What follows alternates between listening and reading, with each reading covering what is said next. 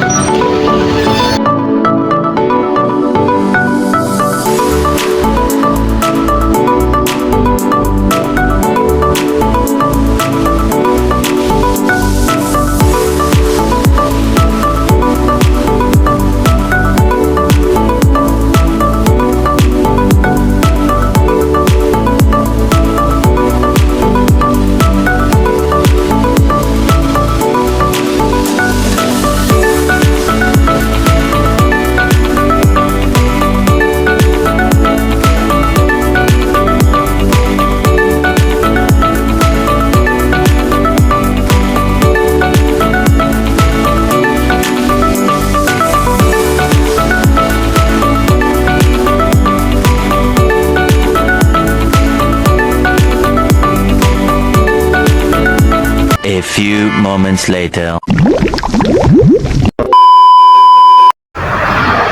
Assalamualaikum warahmatullahi wabarakatuh. Baik, saya perkenalkan diri dulu. Nama saya Putri Ayu Sari Dewi dari mahasiswa Universitas Muhammadiyah Mataram, Fakultas Keguruan dan Pendidikan, Program Studi Pendidikan Guru Sekolah Dasar Fakultas Keguruan dan Pendidikan. Saya mau wawancara bapaknya, tapi sebelumnya bapak boleh nggak perkenalkan diri bapak sendiri? Oh ya, nama saya Abdul Anas. Tertugas dari satu dari dulu. Saya dulu sekolah dasar kelas 3.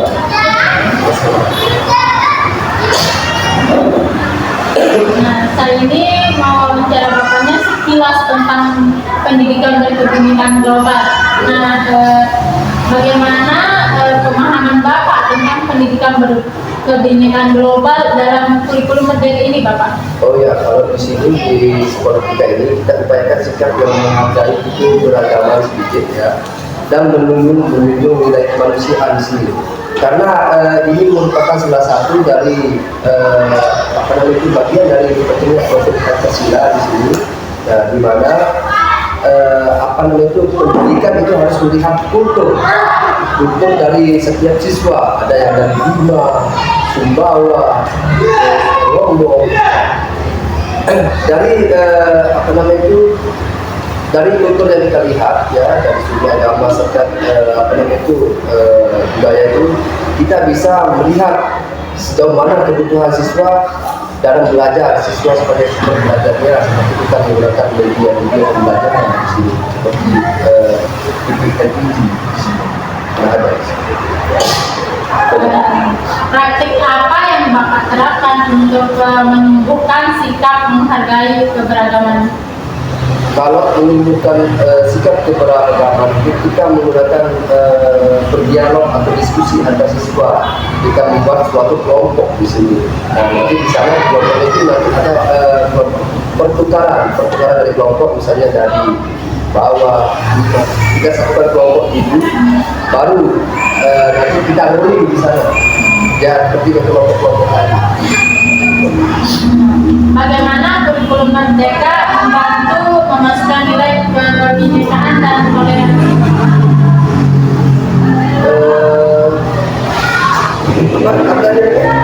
Bagaimana kurikulum Merdeka membantu memasukkan nilai kebinekaan dan toleransi? Dengan cara kita itu menggunakan sebagai pedoman di sini sebagai apa namanya untuk Membantu masuk nilai, ya. Dengan cara seperti ini untuk membantu memasukkan nilai pedomannya itu kita menggunakan proses belajar Pancasila di sini, ya. Artinya di sini seluruh proses pembelajaran itu disebut diarahkan untuk menumbuhkan kemampuan siswa di sini dan menghargai perbedaan suku, ras, di sini bahasa, ya. Terus kita juga kita tidak mengajarkan pada mata-mata pelajaran tertentu, tapi semua mata pelajaran kita masukkan di sana tentang budaya. Bagaimana respon siswa terhadap budaya yang berbeda, Bapak?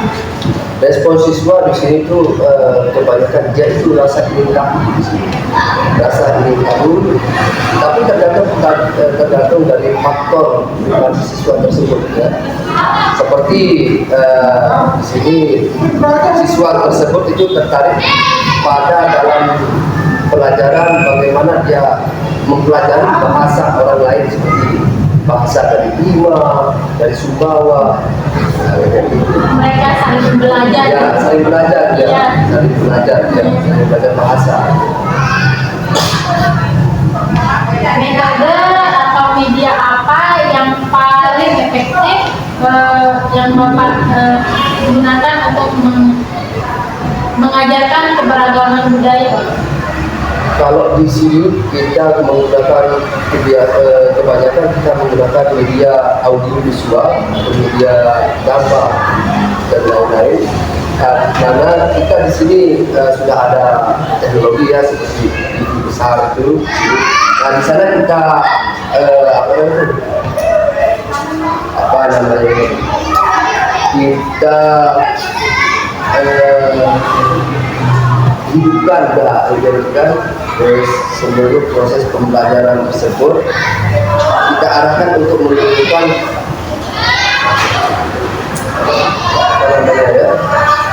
menunjukkan rasa ingin tahu itu biar lebih efektif, ya. Dimana anak itu biar lebih efektif kita perkenalkan budaya di sana, budaya dari Bima, bagaimana misalnya pakai adatnya, kita menggunakan audio visual di sini. Di sini ada nggak satu budayanya, Bapak? Satu budayanya ada, ya. Itu kita gunakan satu budayanya itu jadwalnya itu 1x9, ya.